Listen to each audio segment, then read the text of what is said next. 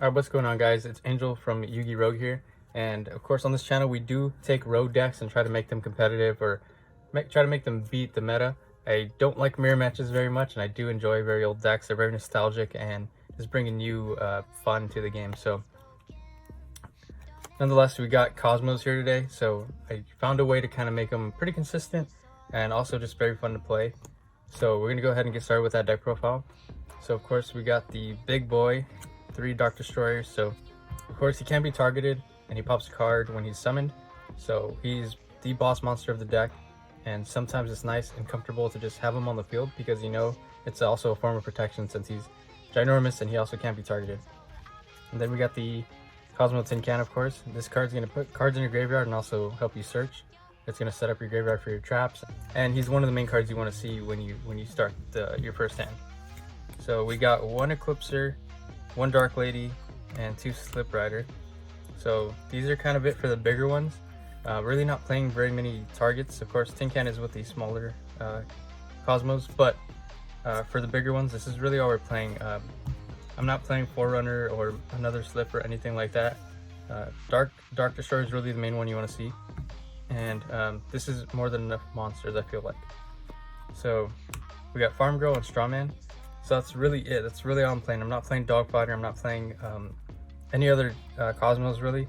I feel like this one, of course, is amazing to get off Italy, or if you Kozmojo, you could banish down into this one and attack and search another Dark Destroyer or something.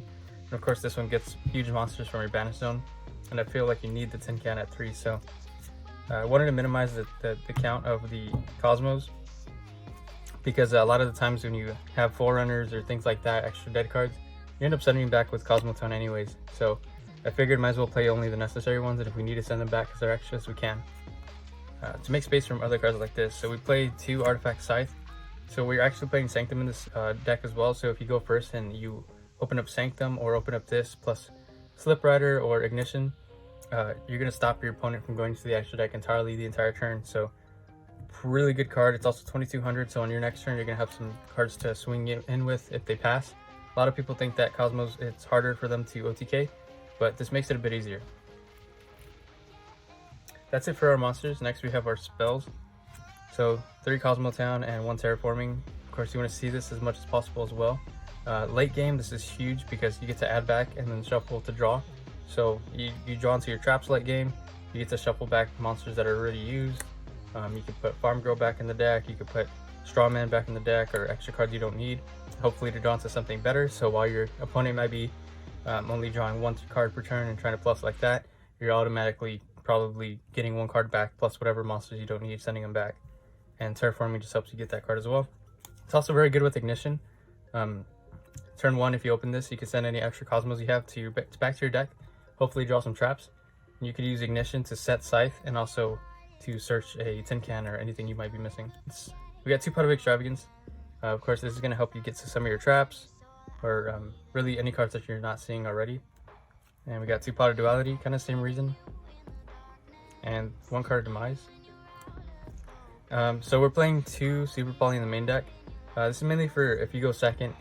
We have some targets in our extra deck and we don't really use them, but we do play 3 ofs in case we need to use them for Extravagance.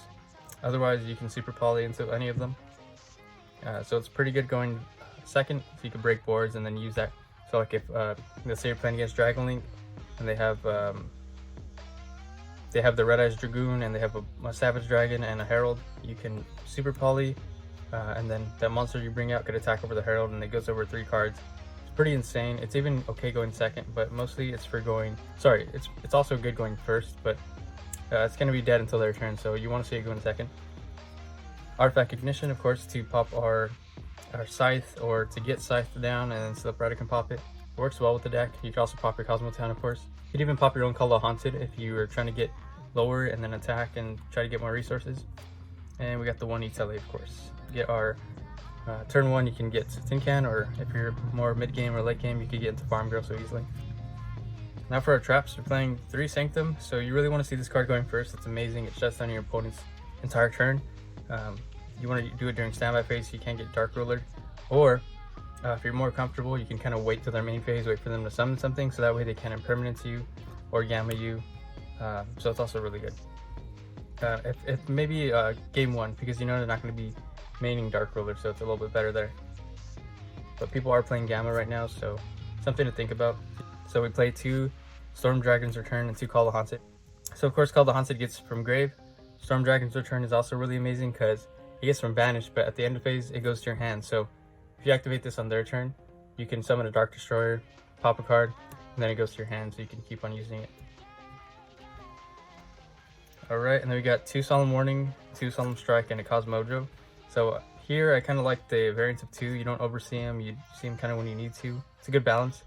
Kozmo's is also searchable, so it's not too bad. You don't want to see multiple because we do play a low Kozmo count, so you just don't want to risk it being dead. That's it for the main deck. It's a pretty solid main deck. Maybe I'll do some test hands with that deck as well, because it's really awesome. You see, going first, you set up pretty well with most decks setting up with 4 negates, things like that. This deck can really do the same, and also put monsters on board. The extra deck, we got 3 Starving Venom Dragon.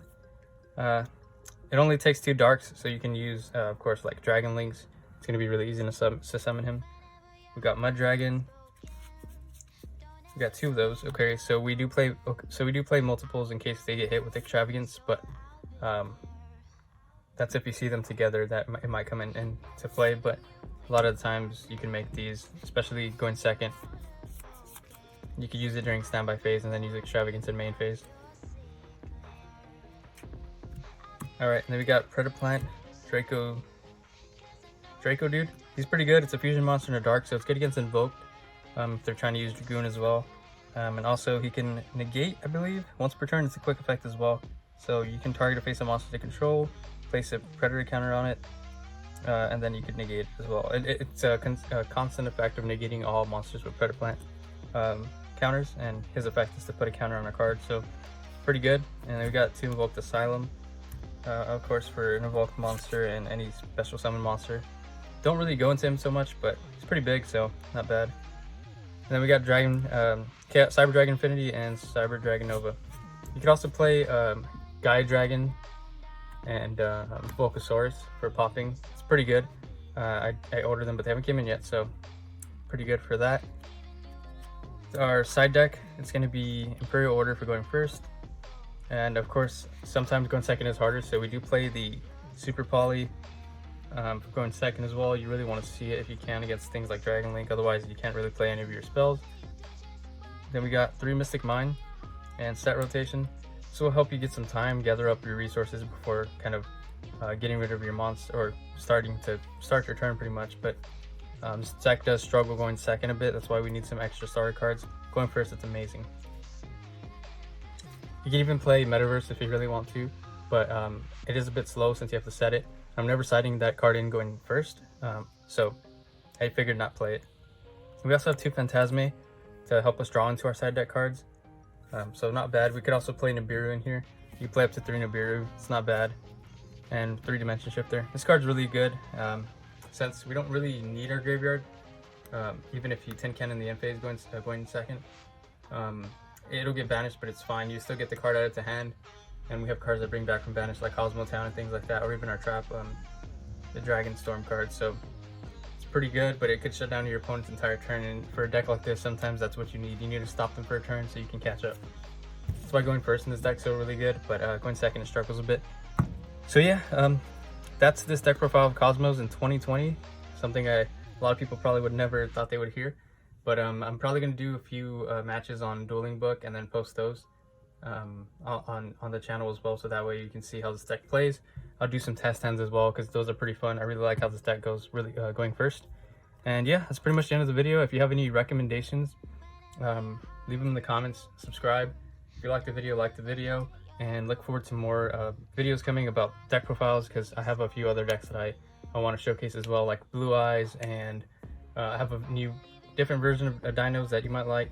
It's really not the version that everybody's playing, but it's kind of different. So let's see what else. And yeah, that's pretty much it. So if you liked the video, go ahead and leave a thumbs up. Until next time, peace.